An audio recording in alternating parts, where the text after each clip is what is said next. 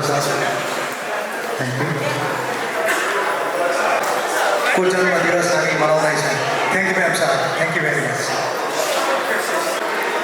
And all the members of 10GR Kathmandu branch, I wish to heartily welcome you. एकदम स्वागत दिन चाहन्छु म हजुरहरू आइदिनु भयो आज अनि धन्यवाद पनि दिनु पर्यो thank you very much for attending the occasion and making this a great day today Unfortunately, as the secretary earlier said, events clashed today, so we've got a fewer number today. But I think this is quite a good number. We've got about 70 people around here. So very welcome. I've got nothing much to say apart from two things only. And that is, first of all, today is our 260th birthday, and a few of our members who don't actually know why it's 260.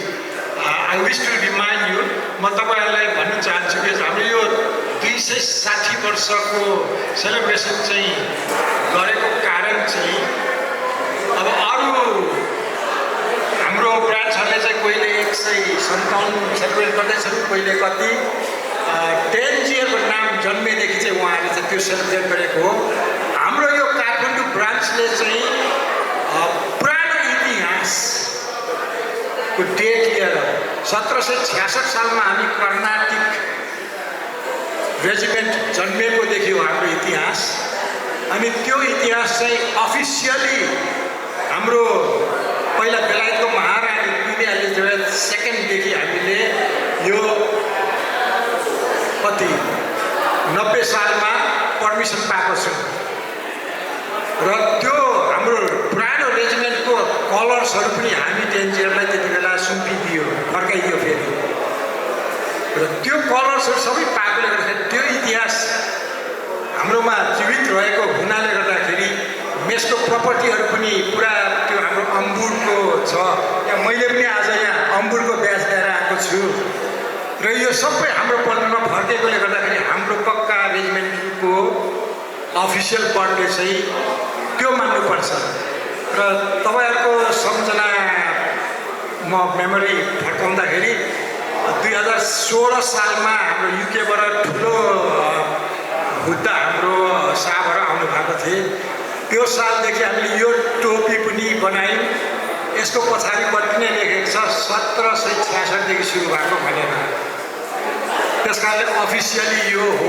हाम्रो जन्ममिति र हाम्रो birthday तर यसमा हाम्रो UK chairman साहबले उहाँसँग सल्लाह गर्दाखेरि के भन्नुभएको छ भने ठिकै छ तपाईँहरूले दुईवटा बर्थडेमा जुनै साल मनाए पनि हुन्छ त्यसमा हामी केही भन्दैनौँ किनभने पल्टन फुटिसक्यो त्यसो भन्नाले गर्दाखेरि कसैले चाहिँ अझै पनि पुरानो यो 10GRको बर्थडेको दिनदेखि मान्दैछन् तर हामी काठमाडौँ ब्रान्चले चाहिँ यो लगायौँ यो टोपी पनि हामीले नै यहाँ प्रवेश गरेर सबै युनिटहरूलाई ब्रान्चहरूलाई बाँडिदियौँ युकेमा पनि यो पुऱ्यायौँ र हाम्रोमा त्यो पर अब ब्याटल अनर्सको ब्यानर पनि असहाय अम्बुर भनेर लेखेको छ त्यस कारणले हामीले मान्नुपर्छ यो भनेर हामीले चाहिँ त्यति बेला नै डिसाइड गरेर हामीले चाहिँ यो मान्नु थालेको हो त्यो बुझिदिनुहोस् त्यस कारणले अब यो प्रश्न चाहिँ अब तपाईँको साथीहरूले पनि यहाँ आज नआएको साथीहरू तपाईँहरूसँग कुरा गर्दाखेरि सोध्यो भने जवाफ चाहिँ त्यो छ है हामी पक्का पक्की 2nd भन्दा पनि पुरानै रेजिमेन्ट हो हिस्टोरिकली त्यहाँ सुरुमा एन्ट्रेन्समा पनि मैले हाम्रो महावीर स्वामीको फोटो राखिदिएको थिएँ सबै हाम्रो पल्टनको पुरानो ब्याजहरूदेखि लिएर कसरी 10th भयो भनेर त्यो पनि हो एउटा हाम्रो चिनो पल्टनमै थियो हाम्रोमा महावीर स्वामीको चिनो ल यति मात्र यसमा अनि दोस्रो कुरो चाहिँ हाम्रो नेपाल एसोसिएसनहरूमा अहिले ब्रान्च धरान दमक कटारी मा धरानले चाहिँ पछि अक्टोबरमा यो सालदेखि चाहिँ मान्य भएको रहेछ त्यहाँ अहिले मौसम अलिकति ज्यादै गरम हुन्छ भनेर दमकले चाहिँ आज नै सेलिब्रेट गर्दैछन् र उहाँहरूसँग हाम्रो के अरे हार्दिक शुभकामना आदान प्रदान भएको छ र आज हजुरहरूलाई मैले त्यो पास अन गर्नुपर्ने छ। भगवान दमकबाट हामीलाई शुभकामना दिइपठाएको छ अनि मैले पनि उहाँलाई पास गरेको छु।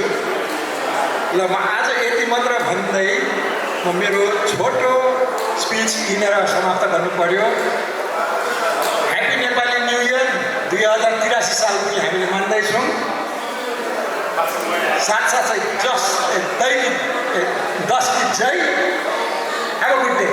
Thank you very much. Chandraprasad Sawalimbu, MP sir. Now,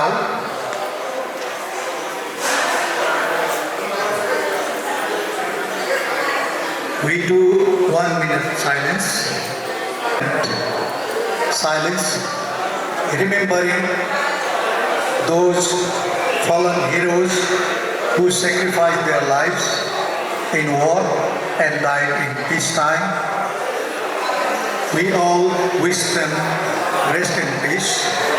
I would like you all to stand up, please, for 1 minute silence, and I will do the countdown. Sabai uthidinoस्. The time starts now.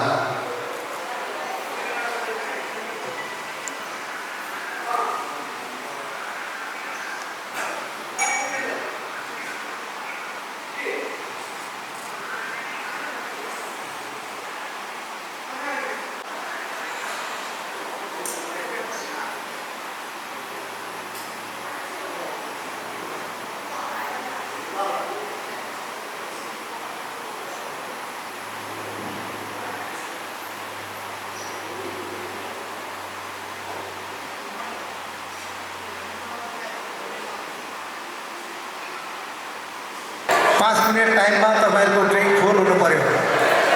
White member साहब तपाईँले यसो observe गर्नुहोस्, सबैको हातमा खाली glass नहोस्। पोस्टको लागि धन्यवाद।